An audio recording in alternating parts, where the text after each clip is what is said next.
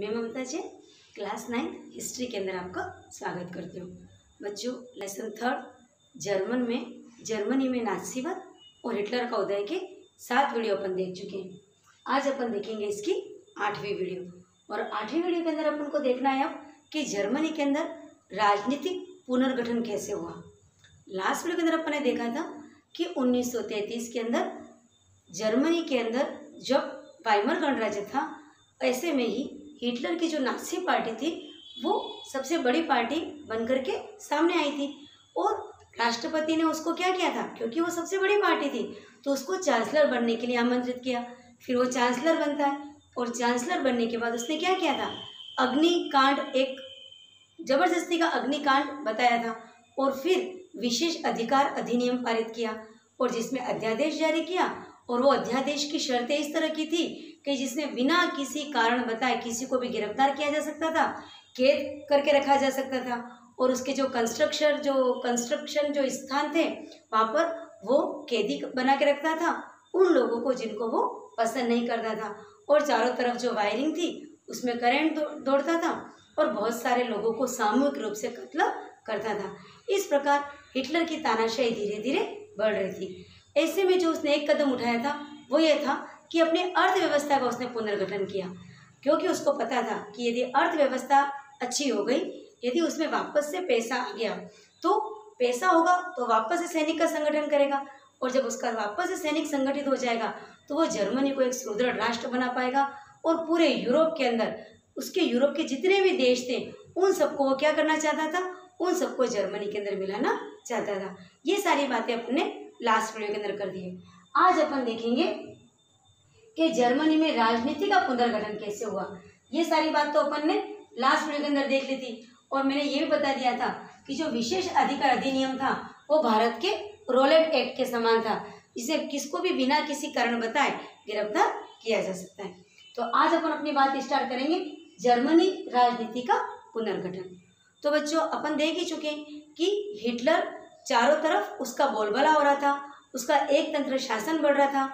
उसने जर्मनी में ऐसी स्थिति कर दी थी कि कोई भी दूसरी पार्टी सामने नहीं थी, मात्र एक पार्टी, एक दलीय व्यवस्था वहाँ पर हो गई थी। कम्युनिस्ट का तो उसने इतना अधिक पतन किया था, मतलब उनको इतना अधिक दमन किया, उनको सामूहिक रूप से मार ही दिया था।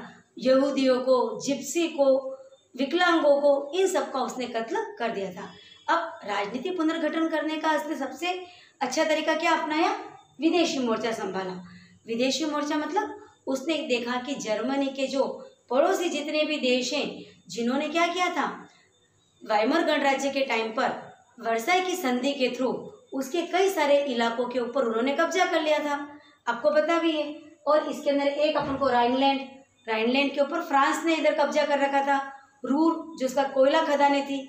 इस प्रकार जर्मनी के महत्वपूर्ण भंडारों के ऊपर क्या किया था, पड़ोसी राष्ट्रों ने कब्जा कर लिया था। तो सबसे पहले उसने ये कार्य किया कि आसपास के जो देश थे उनको वापस जर्मनी के अंदर मिलाने का कार्य किया और इस विदेशी मोर्चे के ऊपर वो बहुत अधिक सफल रहा। तो जर्मनी राजनीति के पुनर्गठन के अंदर उसने क्या किया, जो जर्मनी की जो क्षत विक्षत हालत हो गई थी, जर्मनी के टुकड़े टुकड़े हो गए थे, जर्मनी के कई सारे क्षेत्रों के ऊपर दूसरे देशों ने कब्जा कर लिया था, तो उन सबको उसने क्या करा, वापस से पुनर्गठित किया, एक किया और जर्मनी के अंदर वापस से मिला दिया। तो ये कहेंगे विदेशी मोर्चा पर ऊपर उसकी सफलता। जब उसको विदेशी मोर्चा के ऊपर सफलता मिलती गई तो उसका लालच बढ़ता गया और 1933 में उसने एक जो कार्य किया वो था लीग ऑफ नेशंस, जो कि राष्ट्रों का समूह था, उससे उसने अपनी सदस्यता खींच ली, मतलब बाहर हो गया। लीग ऑफ नेशंस कुछ राष्ट्रों का समूह था जिसमें एक दूसरे की सहमति से आगे कार्य होते थे, लेकिन हिटलर ने क्या किया, उससे अपनी सदस्यता समाप्त कर ली ताकि अब उसके ऊपर कोई रोक टोक ना हो। वो अन्य राष्ट्रों के दबाव में रहना नहीं चाहता था, वो सर्वेसर्वा होना चाहता था, इसलिए उसने लीग ऑफ नेशन से भी सदस्यता हटा ली ताकि दूसरे राष्ट्रों के साथ इसको किसी भी तरह का दबाव सहन न करना पड़े और अपनी मन मर्जी से काम कर सके। ये कार्य उसने किया था 1933 में। फिर 1936 में सबसे पहले राइनलैंड का, यदि मैं आपको इसके अंदर यदि आपको मैं बताऊं, यदि एक रफ स्केच बनाते हैं तो यदि ये अपना जर्मनी है तो इधर अपना ऑस्ट्रिया था, इधर पोलैंड और इधर देखो राइनलैंड, और राइनलैंड के इधर था अपना फ्रांस। तो राइनलैंड को क्या कहता है, जर्मनी के अंदर, जर्मनी का ही भाग था ये, लेकिन वर्साई की संधि के बाद इस फ्रांस ने राइनलैंड के ऊपर कब्जा कर लिया था। तो जैसे ही हिटलर का शासन आया तो उसने बदला लेना चालू किया और सबसे पहले राइनलैंड को वापस से जर्मनी के अंदर मिला दिया। तो पहला कार्य उसने क्या किया, 1936 में राइनलैंड को अपने अंदर मिलाया। फिर चेकोस्लोवाकिया के अंदर, जो कि जर्मनी भाषी सुडेटलैंड था, चेकोस्लोवाकिया के अंदर जर्मनी भाषी सुडेटलैंड के ऊपर भी कब्जा कर लिया और फिर धीरे धीरे पूरे चेकोस्लोवाकिया के ऊपर अपना कब्जा कर लिया। फिर उसको सफलता मिलती गई और उसकी हिम्मत बढ़ती गई और उसने एक नारा दिया, एक जन एक साम्राज्य एक नेता का नारा ध्यान में आ रहा है, एक जन एक साम्राज्य एक नेता।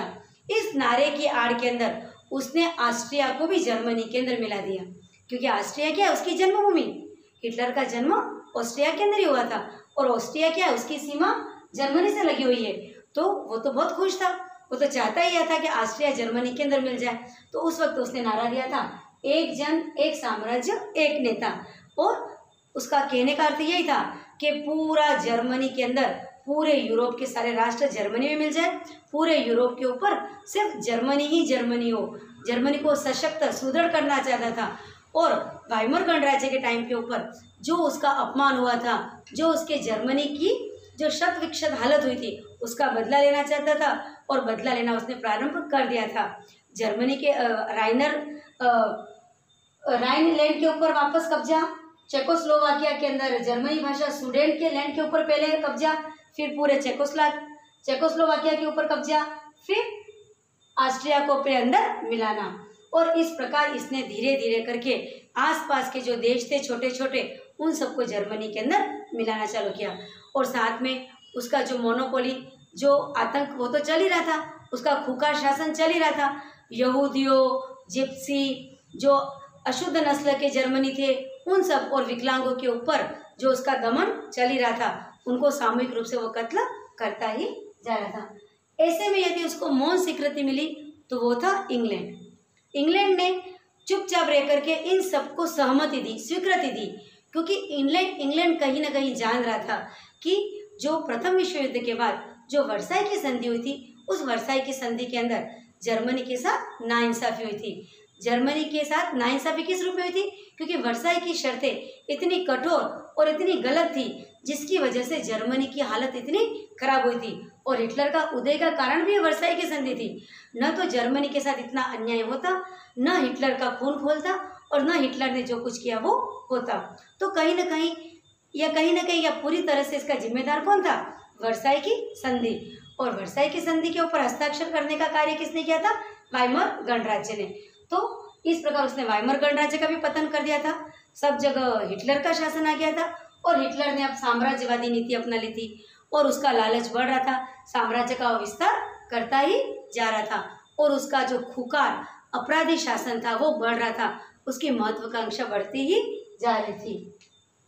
अब ऐसे के अंदर उसको आर्थिक संकट आया, उसका बजट घाटे का चल रहा था और जैसा कि मैंने लास्ट वीडियो के अंदर आपको बताया था, उसने अर्थव्यवस्था को पुनर्गठित करने के लिए किसका सहारा लिया था, हालमार्क शास्त्र, एक जो अर्थशास्त्री थे उनका सहारा लिया था।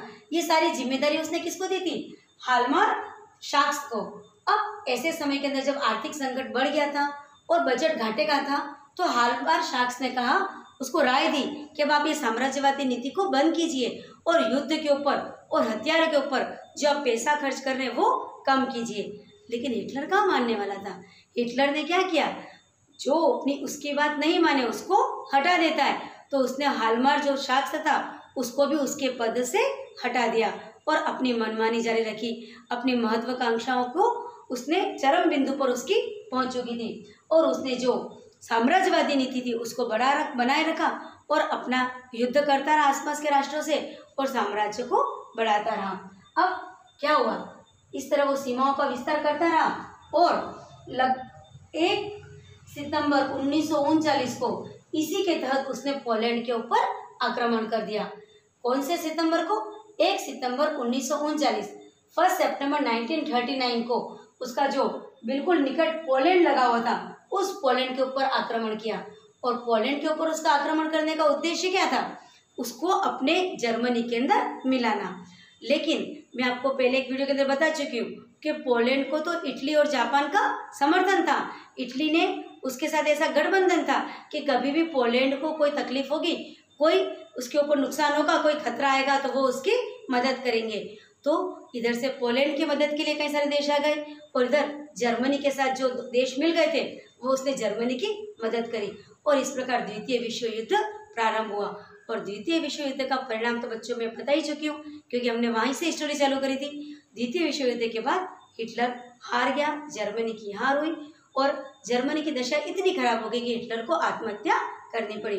तो आज के वीडियो के अंदर अपन ने देखा कि किस प्रकार जर्मनी के अंदर हिटलर ने राजनीतिक पुनर्गठन किया और जिसके अंदर अपन ने देखा कि उसने साम्राज्यवादी नीति अपनाई, विदेशी मोर्चे के ऊपर उसने सफल रहा और कई सारे देशों को अपने में मिला लिया। लेकिन आर्थिक संकट गहराता गया और उसका जो अर्थशास्त्री था उसने भी उसको ये कहा था कि अब ये कार्य मत कीजिए, लेकिन वो नहीं माना और उसने पोलैंड के ऊपर भी आक्रमण कर दिया। अब आगे क्या होता है वो अपन देखेंगे अगले वीडियो में। तब तक के लिए थैंक यू।